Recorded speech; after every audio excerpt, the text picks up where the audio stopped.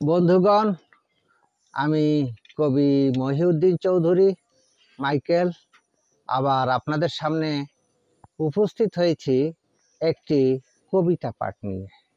আমার আজকের কবিতার নাম শান্তির সন্ধানে। এই কবিতাটি আমি লিখেছিলাম 23/1/2020 খ্রিস্টাব্দে। পাঠ করছি। শান্তির তরে কর অনুসন্ধান, প্রথমে স্বধর্মে কর অনুধাবন, মেনে চলো ধর্মীয় অনুশাসন, কর স্ব আইন কানুনি পালন, মানলে যে কোনো ধর্মীয় নিয়ম দিতে পারে শান্তি অবিরাম।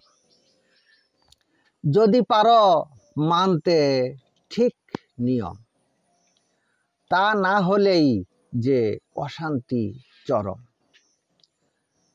যে নিয়ম দিতে পারে না শান্তি, তুমি কেন সইবে তার ক্লান্তি?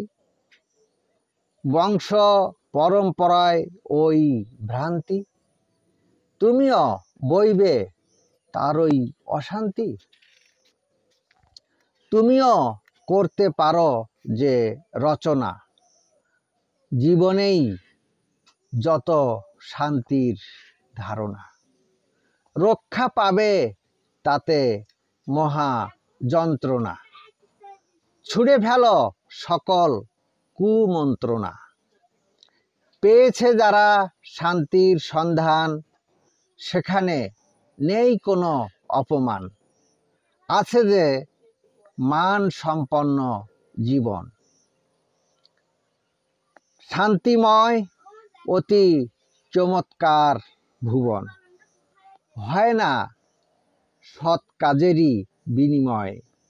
নেই মরণ ওই দৃশ্যরই ভয়, নেই মরণ ওই অদৃশ্যের ভয়।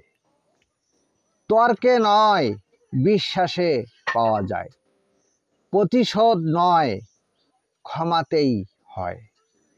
পর্বত সম কষ্ট কেন করবে, কষ্ট করেও কি তুমি পারবে?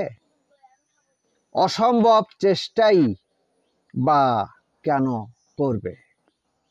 দায়িত্ব নাও যেটুকু পারবে, বিশ্বাসেই তুমি ধারণ করো মনে, যতটুকুই প্রয়োজন জীবনে। লাভ কি কষ্টের পূজা পার্বণে? অনন্ত জীবনহীন জীবন মরণে। তাই করো তুমি শান্তিরই সন্ধানে, এপার ওপার দুপারের জীবনে।